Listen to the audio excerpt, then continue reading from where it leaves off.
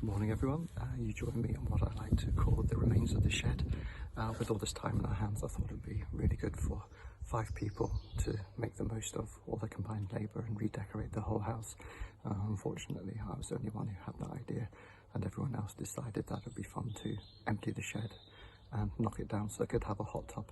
Now, in case you're worried about where I am, I'm not immersed from the waist down. We've got some seats and we've got a little decking area now in the sunniest part of the garden, where once there was an ugly old shed, so that's been quite a surprise and something we weren't expecting. Something also that's been quite new has been the daily routine. That's changed quite a bit, and now find that I wake up, stagger downstairs, have a cup of tea and a biscuit, and then attempt half an hour's workout with Joe Wicks, and then lie face down on the floor for half an hour before thinking about doing anything else.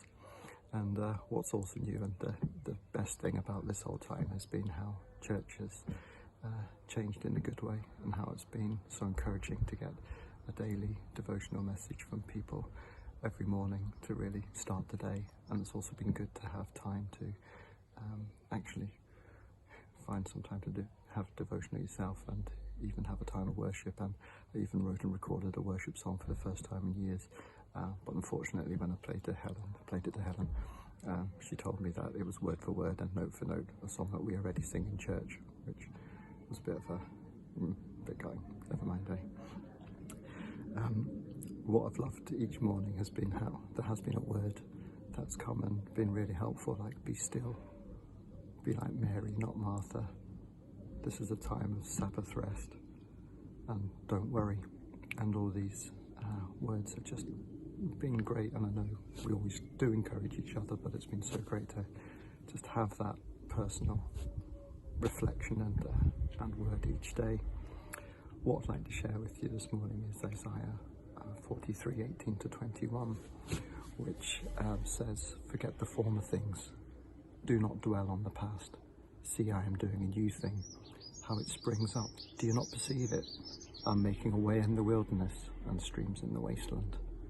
The wild animals will honour me, the jackals and the owls, because I provide water in the wilderness and streams in the wasteland, to give drink to my people, my chosen, the people I formed for myself, that they may proclaim my praise."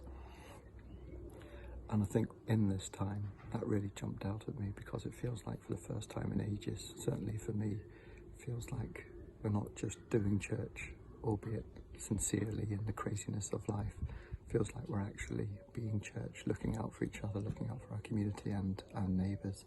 And a bit like our shed, it needed the taking down of something we took for granted to actually make us appreciate and see things from a new perspective.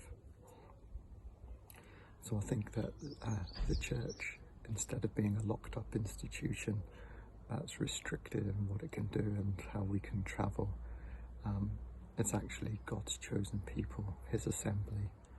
Those who meet in circles are able to actually come alive.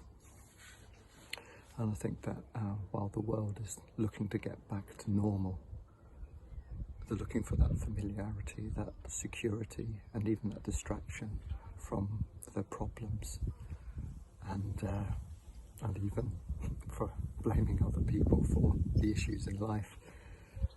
But we've got God, who's the one of peace, and he's making himself known and making himself available to the world, and he's using us in doing it, which is both scary and challenging and exciting at the same time.